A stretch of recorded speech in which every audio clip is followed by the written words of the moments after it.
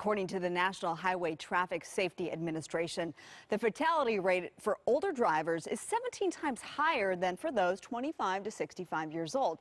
Now add to that a dementia diagnosis and the odds for an accident greatly increase. So how do you best handle a family member who must give up driving but just does not want to? The Lopez family demonstrates the power of a car key intervention. So that must be terrifying then, to know that he shouldn't be driving, right, but he still is. Right.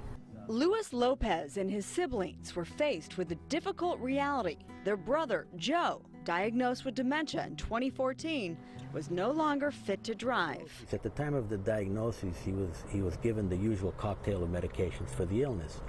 And one of those two drugs required the doctor to notify the Department of Motor Vehicles. At just 59 years old, Joe, Lewis's older brother, had his license officially revoked by the DMV, but not physically taken away. So Joe said, "I want to keep on driving." So he did for almost another year.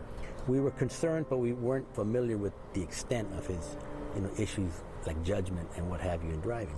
At first, you're going to get a certain amount of resistance. Dr. Clive Kennedy is a professor at the Chicago School of Professional Psychology in downtown Los Angeles. He says it's estimated that people with Alzheimer's disease drive, on average, 2.5 years following a diagnosis. And drivers with dementia are up to almost 5 times more likely than healthy drivers of the same age to get into an accident. What we're doing is actually encouraging families to preempt that.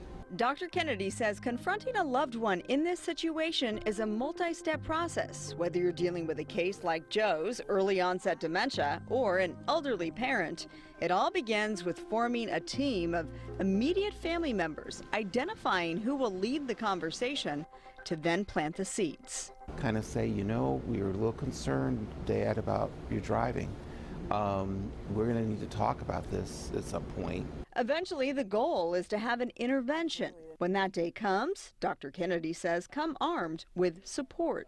The evidence that you've created, that you've kind of amassed together is going to be essential, right, because you can actually lay down, these are some things that we've observed. Whether there was a level of understanding or not was irrelevant. It was to include him in the conversation in a dignified manner. Did she get you a haircut?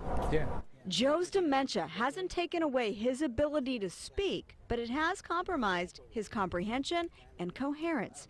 So his brothers, sisters, and mother rallied around him and did their best to explain.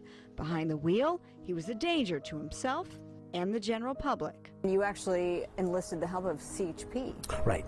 The Lopezes recruited California Highway Patrol officers to intervene, and nearly a year after the state revoked Joe's license, empathetic officers came to the door and took it. After about 10 minutes, they took the license with them. He kind of acknowledged that was it, so he became emotional, got a little teary-eyed, as we all did. When we look at the ultimate costs to a family, actually you come off much better.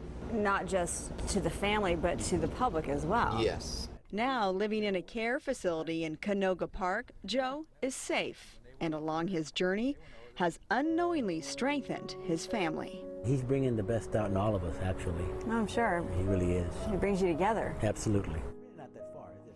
If this story strikes a chord with you and you'd like more information about anything dementia related, check out a website we have for you here. It's forwellness.org. You see it on our screen.